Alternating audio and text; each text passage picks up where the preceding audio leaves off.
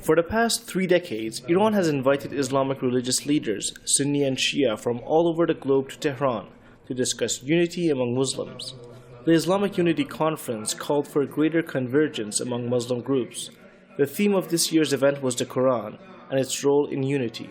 The Holy Quran has the biggest role in uniting the Ummah. The Holy Quran is the only book that all Muslims recognize. There is no book or writing that comes close to the Holy Quran. If we base our research and lifestyle on the Holy Book, we will then find unity. The event gathered over 300 religious leaders, clerics and researchers from over 58 countries. Muhammad Al-Asi says, the real effect starts to happen when these people go back to their communities.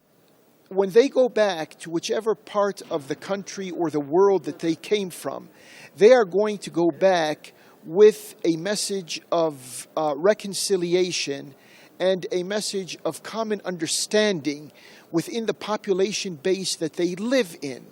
And so this goes a long way. Unity Week in Iran is coming to an end. This week, all Muslims, Sunni or Shia, celebrate the birth of the Prophet of Islam. Religious scholar Ali al-Hakim said, change towards Islamic unity is gradual. That any form of social change, any form of changing or development within a society or community, it should be in a form of a gradual process.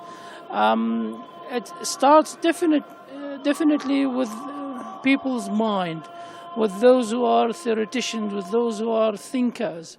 In the final speech at the event, Ayatollah Akbar Hashemi Rafsanjani, the head of Iran's Expediency Council, called on all Muslims of all different sects and groups to unite in the face of attempts to drive them apart. We are still far from the goals of this conference set years ago. I urge the leaders and clerics to double their efforts, as we really need the unity in the world of Islam at this time. In a final communique, participants urged Muslims around the world to be wary of enemies' plots that aim to create rifts among them. They also condemned any such attempts to wreak havoc on the Muslim world. The 27th Islamic Unity Conference came to an end urging Muslims to unite on commonalities and using the Holy Book of Islam, the Quran, as a guide. Pedram Khaydari, Press TV, Tehran.